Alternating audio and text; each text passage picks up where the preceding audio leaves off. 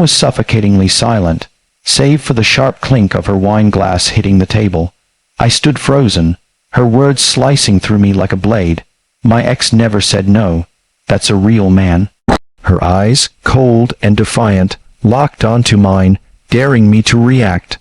The sting of betrayal burned hotter than I'd ever known. My wife, my partner of 10 years, had just confessed to an affair with a smirk, wielding her words like a weapon to humiliate me. In that moment, my world shattered, and something darker took root, a hunger for revenge that would consume me.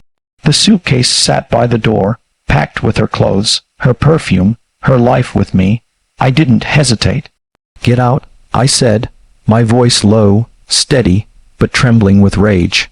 Her smirk faltered, but she grabbed the handle and left without a word, the door slamming shut like a guillotine. I stood alone in our house, the echoes of her betrayal ringing in my ears. My name is Daniel, and that night I swore she'd pay. Laura would feel the weight of what she'd done. The days that followed were a blur of anger and planning. I couldn't eat, couldn't sleep. Her words replayed endlessly. That's a real man. They gnawed at me, fueling a fire I didn't know I could carry. I started small, digging into her life. I hacked into her social media, found messages between her and her ex, Mark, a smug corporate type who'd left her years ago. The affair had been going on for months, right under my nose. Every flirty text, every secret meeting, was a fresh wound. I wanted them both to suffer. I began by exposing her to her workplace. Laura was a rising star at her marketing firm, all charm and ambition. I anonymously sent her boss screenshots of her messages, laced with lies about late-night client meetings. Within a week, she was on probation, her reputation tarnished. I felt a flicker of satisfaction, but it wasn't enough. I needed her to feel the humiliation I'd endured. I tracked Mark next, learning his routines, his weaknesses. He was engaged now to a woman named Claire. I sent Claire a carefully crafted email, attaching photos of Laura and Mark together, taken from a distance. His engagement imploded, and I watched from the shadows as his life unraveled. But revenge was a hungry beast. It wasn't just about them anymore. It was about proving I wasn't the weak man Laura thought I was. I threw myself into work, climbing the ranks at my engineering firm, earning respect through gritted teeth. Friends noticed the change in me. My best friend, Tom, tried to pull me back, warning, "This anger's eating you alive, Dan." I shrugged him off. Every promotion, every deal I closed, was a brick in the wall I built to show Laura I was better than her ex. Yet, late at night, alone, the victories felt hollow. The fire of revenge kept me moving, but it was burning me from the inside.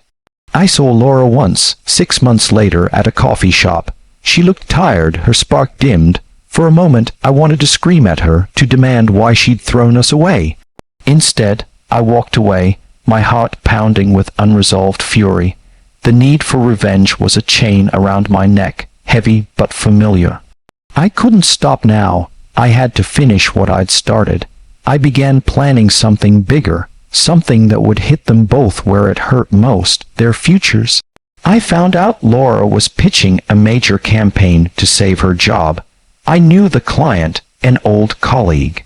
A few whispered doubts about her reliability, backed by forged emails, ensured she lost the contract. Her career crumbled. Mark, meanwhile, was trying to rebuild his life, starting a new business.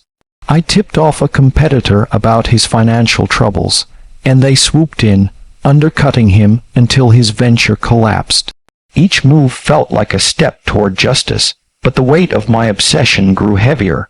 I was losing myself, becoming someone even I didn't recognize. 2 years passed, and revenge had reshaped my life. I was successful, respected, but alone. Tom had distanced himself, tired of my bitterness. My family begged me to move on, but I couldn't. Laura and Mark's lives were in ruins, Laura working a dead-end job, Mark struggling to pay debts, but it wasn't enough. I wanted them to know it was me, to see the weak, man they'd mocked bring them to their knees. I orchestrated a final blow. I rented a venue, a sleek event space, and invited Laura and Mark under false pretenses, a charity gala for industry professionals. I spent weeks planning, ensuring they'd both attend, unaware of each other's presence. The night arrived, and I stood at the podium, dressed in a tailored suit, the picture of success. They walked in, confused, then saw each other. The air thickened with tension. I took the microphone and revealed everything: the screenshots, the emails, the calculated moves that had dismantled their lives. The room fell silent, their faces pale, humiliated before colleagues and strangers. Laura's eyes met mine, not with defiance but with something broken. Mark looked defeated, his shoulders slumped. I expected triumph, but instead, a cold emptiness settled in my chest. The crowd murmured, some in shock, others in disgust, not at them, but at me. I'd become the villain in my own story, consumed by a need to destroy. As I left the stage, Tom was there, shaking his head. "You've won, Dan, but what did it cost you?" That night, alone in my apartment, I stared at the suitcase I'd handed Laura years ago, still sitting in a closet like a relic of my pain. The revenge I'd chased hadn't healed me. It had hollowed me out. I'd destroyed their lives, but I'd also lost my own. Friends, joy, even my sense of self had been sacrificed to the altar of vengeance. I thought of confronting Laura one last time, demanding an apology, but I knew it wouldn't change anything. The damage was done not just to them, but to me. In the weeks that followed, I tried to rebuild. I apologized to Tom, to my family, but the trust was fractured. I saw Laura once more, by chance, at a park. She didn't see me, but I watched her, alone, staring at the ground. For the first time, I felt no anger, only a strange pity. Not for her, but for the man I'd become. I walked away, vowing to let go, not for her sake, but for mine. Revenge had been a fire that warmed me briefly, but burned everything else to ash. The climax came unexpectedly, not in confrontation, but in silence. I stopped tracking them, deleted the files, the plans, the evidence of my vendetta. I focused on my work, not to prove anything, but to find purpose. Slowly, I began to feel human again, though the scars remained. Laura and Mark would carry their own consequences. I didn't need to add to them anymore. My final act of revenge was against the hatred that had controlled me.